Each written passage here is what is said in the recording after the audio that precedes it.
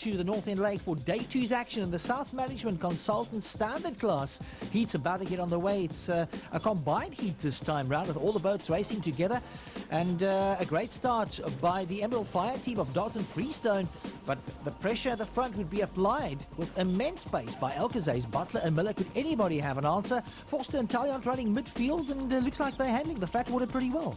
Yeah, the Western Cape guys do run a couple of races at the dam, and you know, they've got some experience on it, but as you can see, their position in fourth place there, you know, you just see the superiority of the inland guys. Coming through those front boys there, everybody fighting for clean water. You said the clean water just gives that better run and gives you a bit more pace. Yes, if you're running in clean water, to make it easy, you've probably got 90% thrust on your propeller because the water is solid.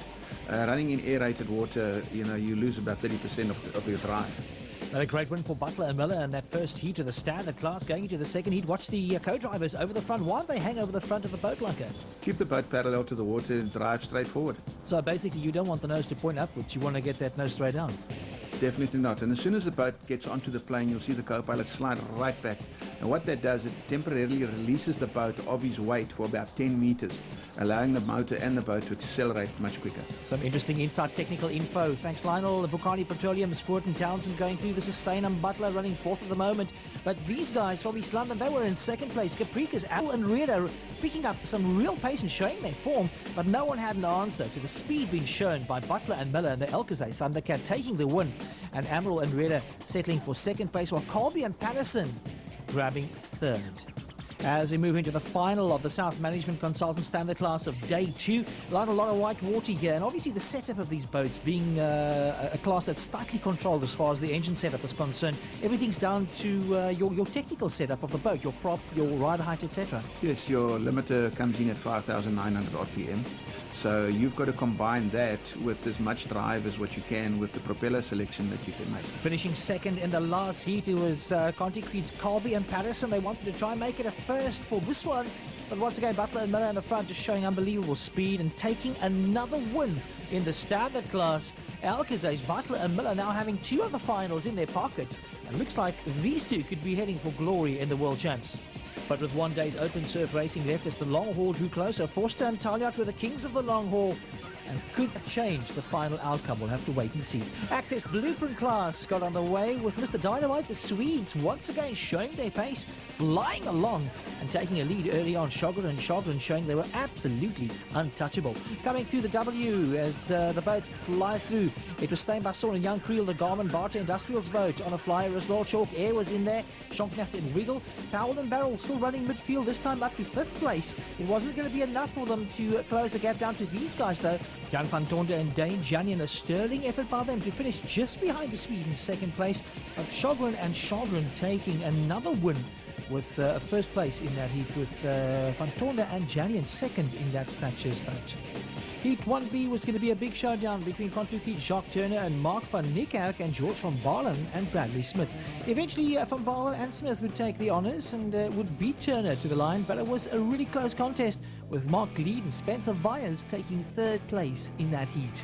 In Heat 2A, all eyes were on the Barter Industrials boat of Steinbasson and Youngfield. They got away from the line first with a great hole shot on the Swede. Managed to keep the Swede at bay for most of the race, but the Swede did close the gap and took the win, by Solon Creel having to settle for second place. Another great run by the Swede, so far leading the Flatwater contest hands down.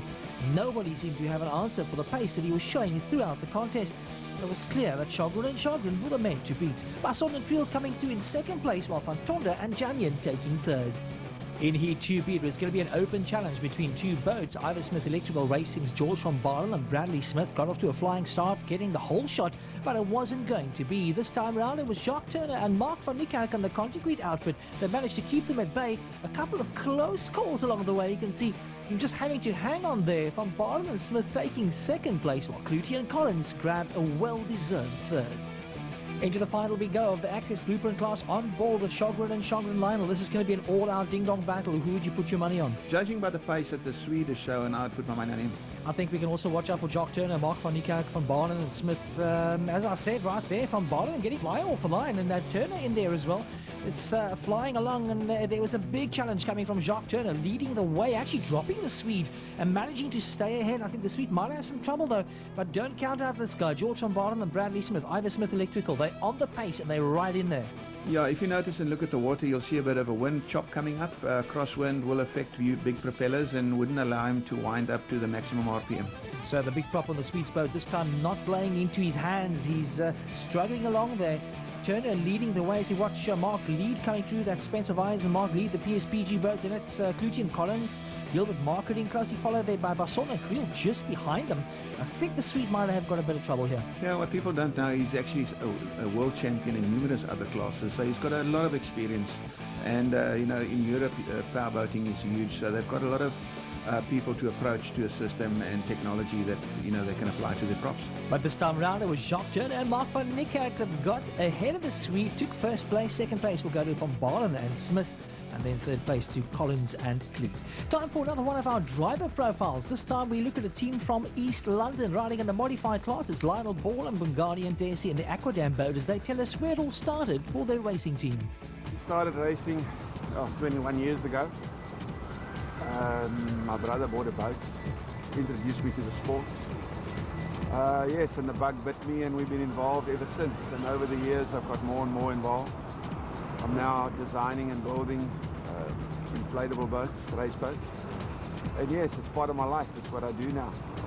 And it's about 5 years ago we managed to get a clubhouse on the Orient Beach in East London, and as part of that I put a program together to develop young riders. I approached National Port Authorities for funding, which they did. Terry Taylor was a tremendous help in that department. We went to Greenpoint Secondary School in East London, and I showed them a video of inflatable racing. About 25 guys applied to be part of the program, but obviously not everybody suited to it, and we ended up with about 15 guys. We progressively trained through the sport, and as we went along, they also fell away. Funding dried up at one stage from NPA because of restructuring, which is unfortunate. But yes, I think the guy who had the most potential is Bongani, who's standing here behind me. And I decided a year ago that he should get in my boat, and we should see how far we can go. Once you're in that boat, you're riding, especially in the ocean, it's an ever-changing course that you're riding. You've got to be so alert and so awake that, it's such an alive sport that, yes, I think it's the excitement around it. It's a power sport, and it's just the whole thing. You're out there with nature and machine, and yeah, the whole thing, just the whole package around it. One of the most experienced boat builders and drivers in the SA Inflatable Modified class, Lionel Ball and Bongani and Desi. And he was going to need all those skills this time round in the City Lodge Modified class.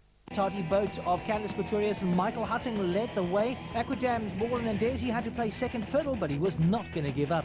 In the midfield, a lot of speed being shown, and it looks like Century Electrical's Barry Marks has got his pace back, Lionel.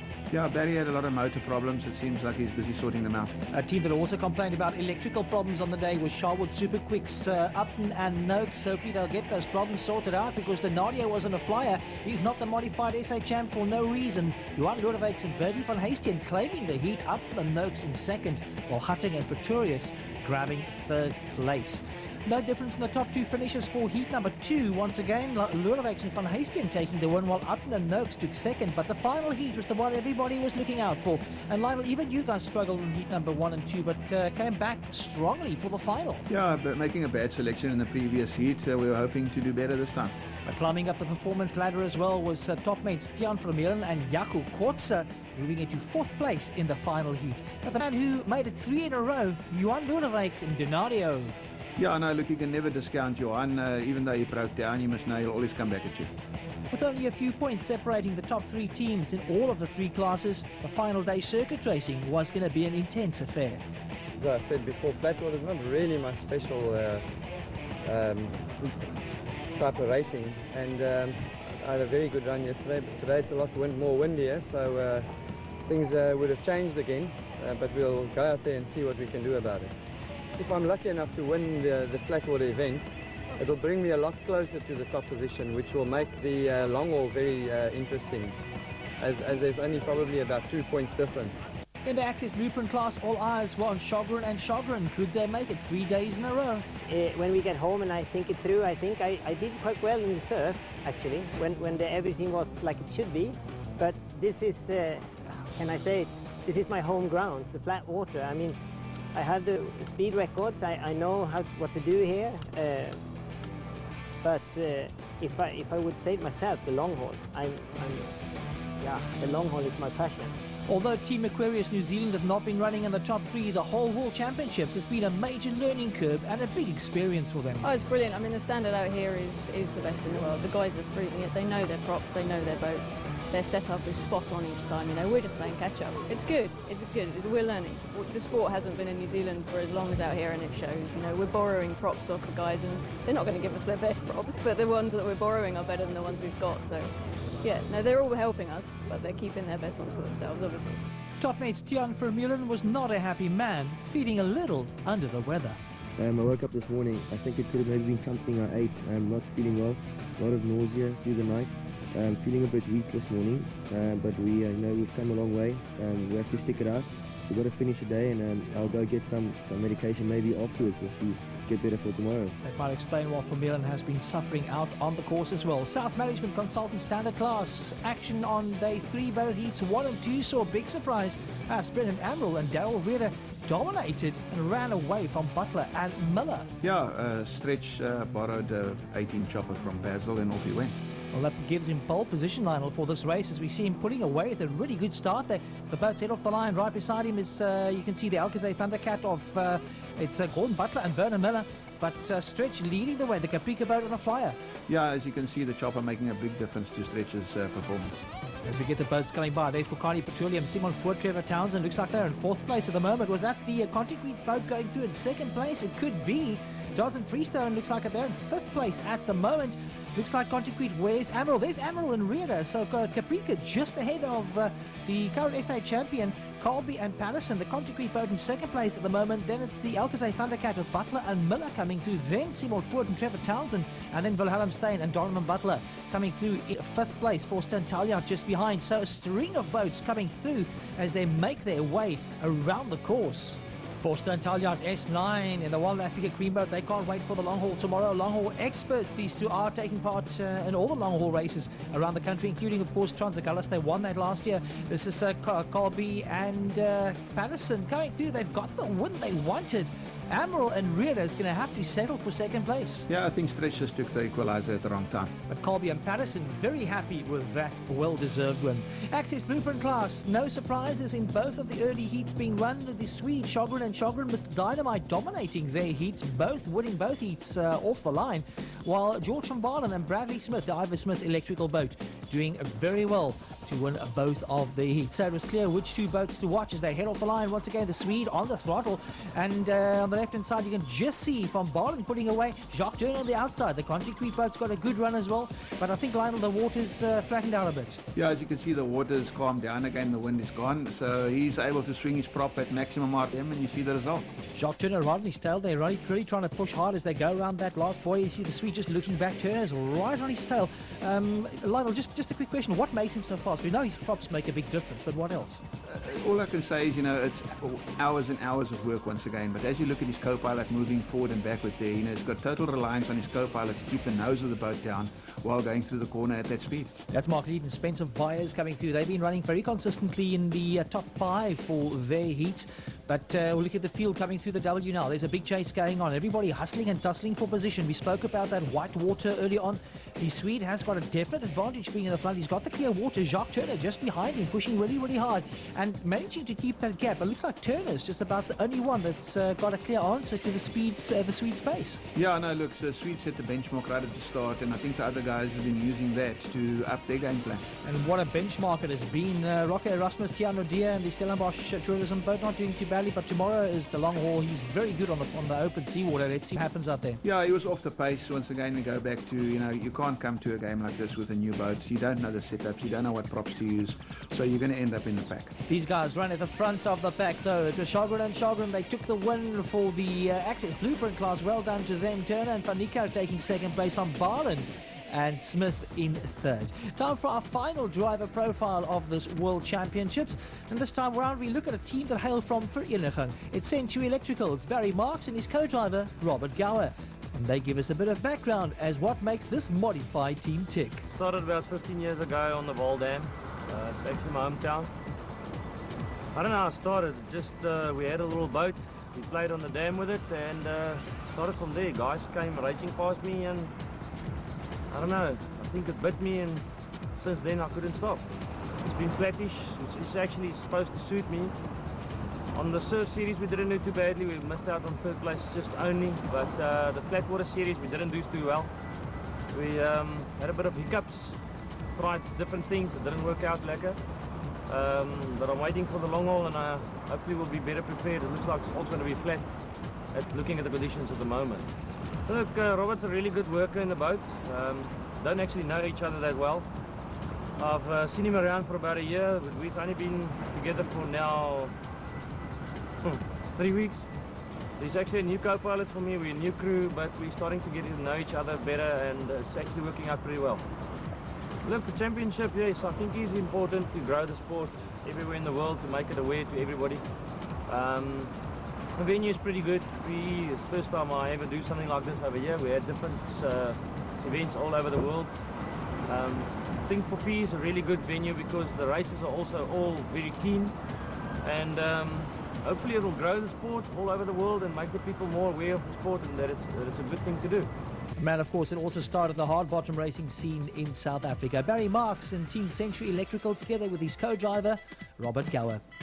Time for the City Lodge Modified Circuit Racing Final. It was going to be a very exciting Heat 1 and 2 with a big challenge between Greg Upton and Brendan Noakes and Johan Lodewijks and Bertie van Heestian in the Donadio boat.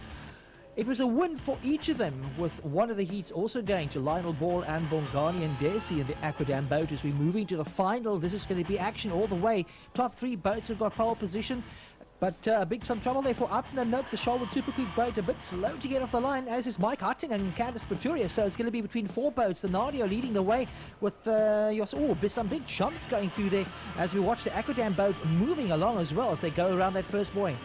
This is going to be a close race though. Michael Hutting, Candice Pretorius currently in the fourth place for them. And it's going to be between these boys, but look at this, the Nadios, Lodewijks and Van Heestian right at the front. Like I said before, you can never discount him. Even though he breaks down, you must know he's going to come back harder. I had a chat with him earlier off the water, and he said that, look, he might just give it up at the end of this year. It's going to be sad to see him go. I think he's such a great driver, probably one of our greatest modified drivers in the country. Such pace and probably the fastest on the water at the moment. As we watch him leading around the game, hopefully he decides to stay. It'll be really sad to see this man leave the sport. But he's really on a flyer at the moment and leading by a mile. Coming through as well, this is Gerald Williams and Nick Dubell, boat N10 running 5th place at the moment for them.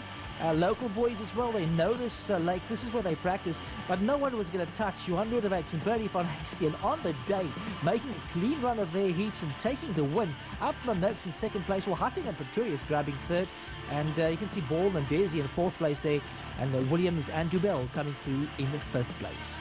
All right, let's recap the overall results after the circuit racing. City Lodge Modified class went to Greg Upton and Brendan Noakes. Sherwood Super Quick Access Blueprint class, Roland and Ron Sjogren missed the Dynamite, while the South Management Consultant class was won by Gordon Butler and Werner Miller, Alcazay Thundercat, and they're extending their lead in the standard class. So it's going to be down to the long haul, which is coming up the next day. Beautiful shot of the North End Lake as we see the sun go down on circuit racing. When we come back, we'll recap all the results of the long haul and give you the insight as to the final finishing position in the World Champs.